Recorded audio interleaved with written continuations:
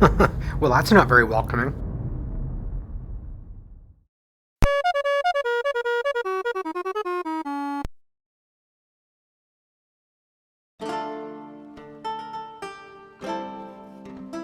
Welcome to the Bard's Tale Diaries, a series where we relive the Bard's Tale on the Commodore 64 the way it was meant to be played, mapping dungeons, jotting down clues, and making plenty of questionable decisions. As I work my way towards defeating Mangar, I'll dip into the game's rich history and take time to appreciate the graphics, systems, and design choices that help make it such an iconic classic.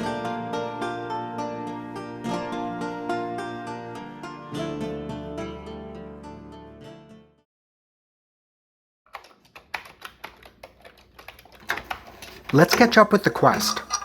Our party has been exploring the Catacombs beneath the Temple of the Mad God.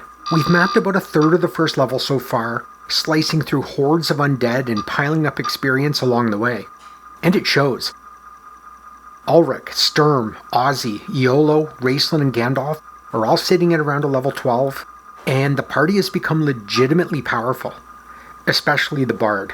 Thanks to the Bard's sword and Lax lyre, Iolo can sing indefinitely, giving us healing, buffs, and a soundtrack during every fight. Which is important, because today we're pushing deeper into the Catacombs. And I'm thinking there's something far nastier than skeletons waiting for us. Alright, we're loaded up. Time to descend.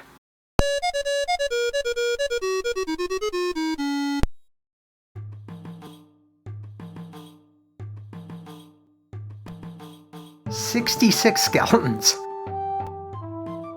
When I was a kid back in the 80s, fights like these provided the perfect opportunity to grab a quick snack. They still do, actually. Fortunately, a big group of skeletons isn't much of a challenge. With Iolo's 18 dexterity, he usually gets to attack first, and the fire horn is all you need to turn them into a giant smoking pile of ash, and then collect the experience points.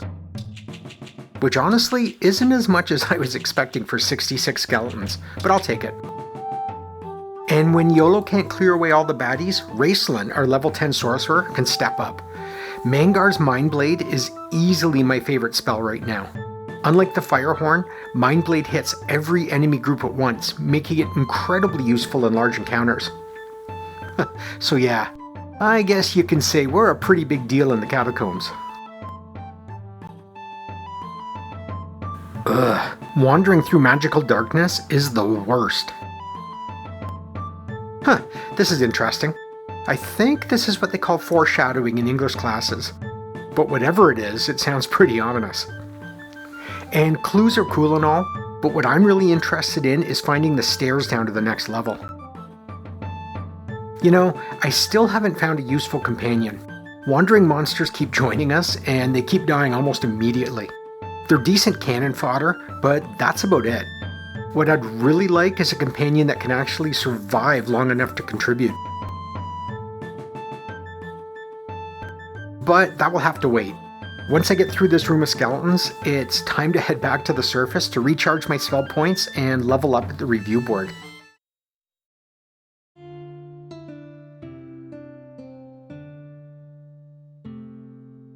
Ozzy leveled up and got an extra point of luck, which is always handy. And after casting all my dungeon spells, I stopped by Roscoe's to recharge my spell points. And this time, I'm trying something new. Instead of waiting for a powerful monster to help us, Raistlin casts Wind Ogre, which adds the illusion of an ogre to our party. Hopefully this one is useful. Nope, the guy didn't even last a fight. At least no one needs to feel guilty about this one. He was just an illusion. But still, throw me a bone here.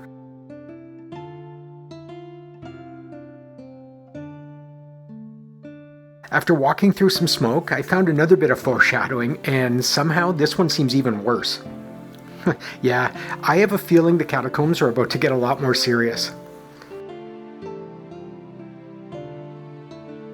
And yay, stairs! I still have a bit more exploring to do, but at least now I have a destination.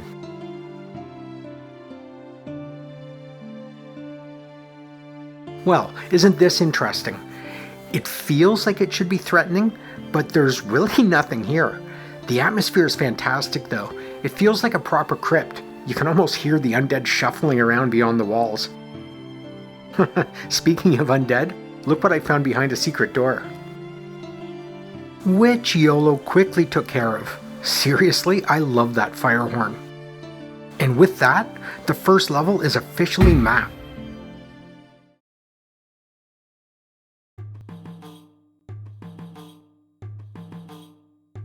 Hey, I think I finally found that powerful companion. After leveling up, Raceland gained access to level 6 sorcerer spells, which gives me Wind Dragon. Yeah, it's still just an illusion like the ogre, but I have a feeling this illusion will do better than all the real companions I've watched die so far. And Gandalf finally got his 7th level conjurer spells. This means he can cast Flesh anew, which heals the entire party at once. But even better, this means he has all the conjurer spells and can now change classes. Ladies and gentlemen, our journey towards Archmage progresses. Meet your new magician.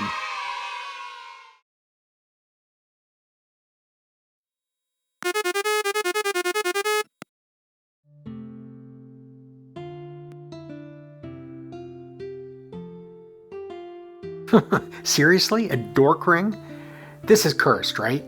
Or maybe it's the most powerful item in the game and Bard's Tale is just messing with me. Either way, there is absolutely no chance anyone is putting that on. I have some pride, damn it. But more importantly, I've been burned by this kind of thing before. Not today, Bard's Tale, not today. Check out this area. I'm on level 2 now, and the stairs drop you into a room surrounded by 24 doors. And of course, the very first door I choose is one way and disappears behind me. Alright, I guess we're going this way. Uh-oh. Remember all that foreshadowing earlier? Well, this doesn't seem good. All of my magic just stopped working, right in front of this door.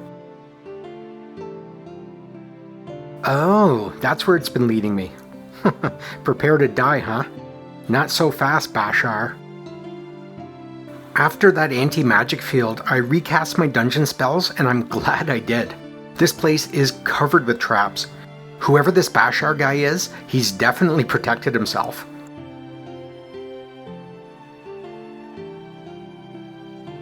Ugh, more magical darkness. Could this place be any more annoying?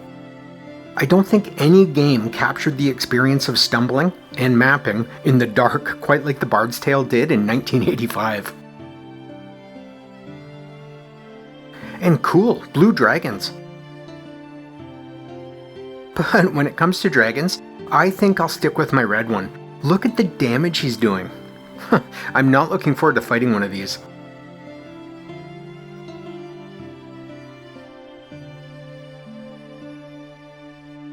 Oh, and here we go.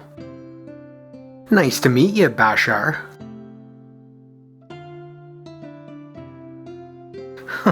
We'll see about that. Oh, cool, he's a master sorcerer. But I'm not too worried. He's only a servant of the Mad One. And a servant who had absolutely no chance against my dragon. Good job, Rad. No, he saw through the illusion. Oh well, good thing Raceland has lots of spell points. And seriously, it's an even better thing that Iolo has his firehorn. 49 whites are about to become a giant pile of ash, which leaves me with a ton of experience points, and caps off a pretty productive dungeon crawl. I've beaten Bashar, found some new monsters, and picked up some useful loot. But it's time to head back to the surface, which is a great time for Gandalf to try out his new spell, a Port Arcane. It's a 7th level conjurer spell that teleports the party to another location in the dungeon. In this case, right beside the stairs. Now that's convenient.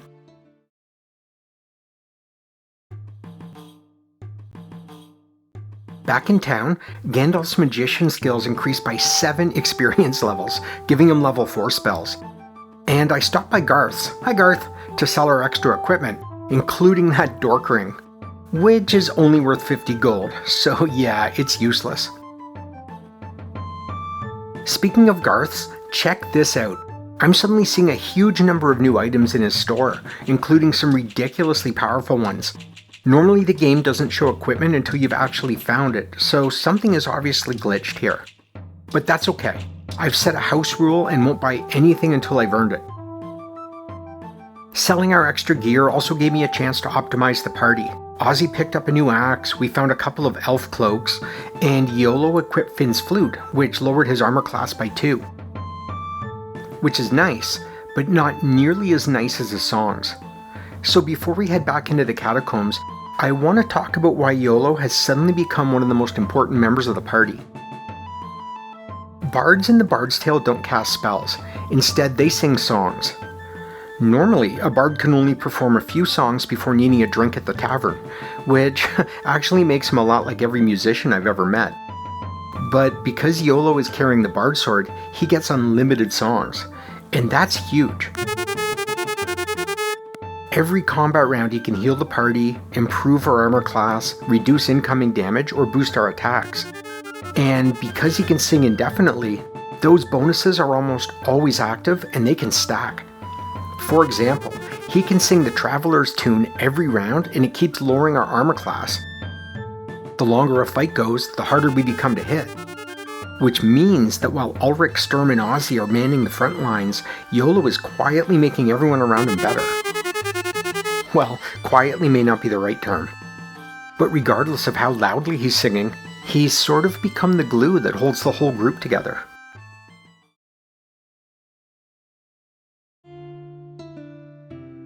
Back in the Catacombs, our exploration of the second level continues. And we keep running into new monsters. Along with the previously mentioned blue dragons, we've encountered stone elementals, scarlet monks, stone giants, jackal wares, and others. None have been particularly tough, especially with red around, but it's terrific to see some new challenges. And speaking of challenges, what is this room about? I've searched all around it, and unless I've missed something, there's no way in. Good thing I can teleport.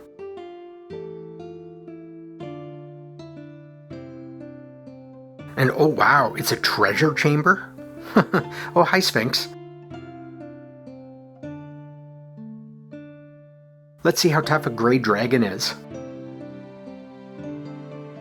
Apparently not as tough as a red dragon. Alright, let's get this treasure. Seriously? That's it? This high priest sucks. But even if the treasure room was a bit of a letdown, I am finding some cool new items. Sturm found a Dayblade, we picked up another elf cloak, and Ozzy got himself a fancy new shield ring. And I'm almost finished mapping the second level. We found the stairs, but first I want to check out the bottom row of the map. There's a secret door down here, and honestly, this feels pretty ominous. This is on the western end. Of course I'm going in. Which I'm now regretting. I've been walking through these doors for about 5 minutes, and they don't seem to end. At first, I thought the clue about following 15 doors to the east would get me out, but no dice. I've tried all kinds of combinations with equal futility. Hopefully I can teleport out.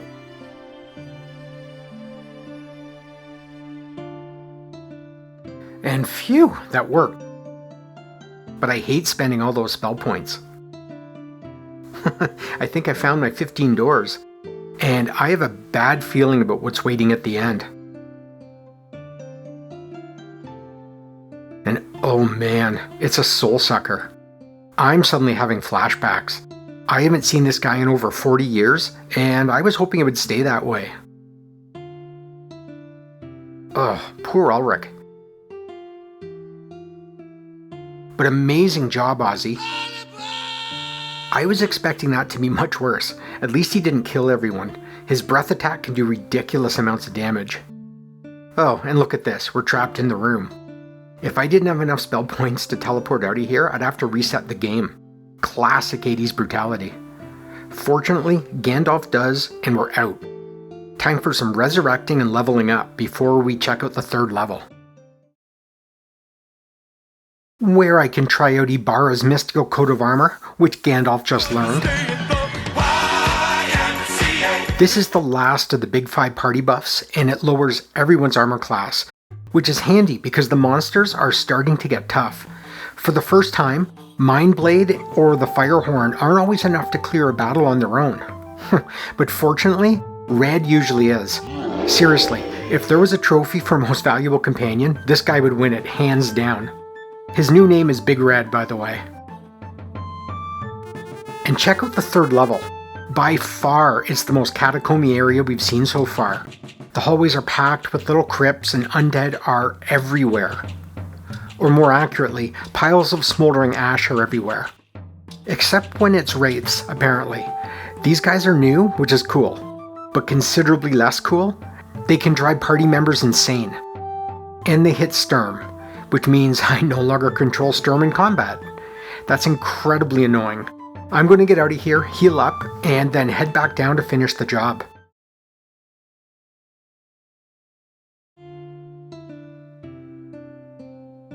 While up top to heal Sturm, I stopped by the review board. Everyone leveled up, and both Raistlin and Gandalf reached the 7th level of spells for their class, so both can change. Gandalf is now halfway to Archmage and became a sorcerer, and Raistlin? He became a wizard, which means he can now cast Repel Dead. That's great against large groups of undead. But unfortunately, doesn't help against groups of dragons. These guys can be brutal. It's just breath attack after breath attack, and they almost wipe me out. Big Red couldn't even save me. My magic users are dead, so I can't teleport out. And I can't detect traps, which resulted in Yolo getting poisoned. I managed to limp out and drag myself to the nearest temple. Okay, let's try this again. The 3rd level of the Catacombs is ridiculous. Tons of small rooms and tons of doors make for some intricate mapping, and the whole level feels like a war of attrition. Which makes rooms like this feel downright cruel. Seriously, whose idea was it to put a spinner in a 1x1 room? And then there are the teleports. One in the southeast corner sent us over here, and then this one sent us here. Which feels ominous, because it led to an anti-magic field, and then darkness, which led to a door, and then another anti-magic field. Whatever is beyond this door feels like it's going to be important, but I've still got Big Red, and Yolo has kept everyone healed. Let's do this. Oh, sweet. And here we are. It's the Witch King. This is the guy all the clues have been warning us about. Oh, awesome. It's a specter. And the character art is fantastic. Oh, poor Sturm. If he's not being driven insane, he's losing levels. But the Witch King is no match for Elric. Haha, attaboy Lars.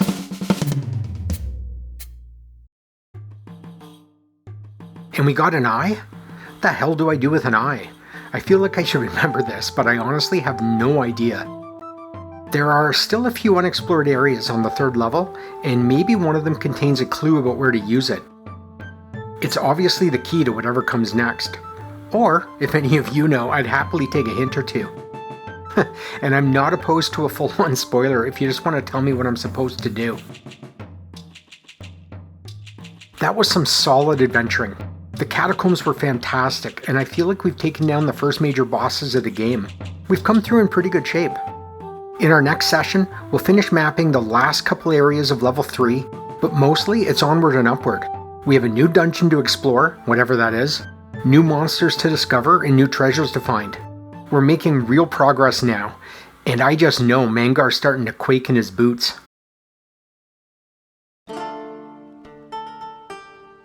Thanks for watching, and I hope you enjoyed the 6th episode of the Bard's Tale Diaries. If you did, please consider leaving a like or subscribing. And if you have any memories or helpful tips for the Bard's Tale, I'm all ears. Please drop them in the comments. Hope to see you again.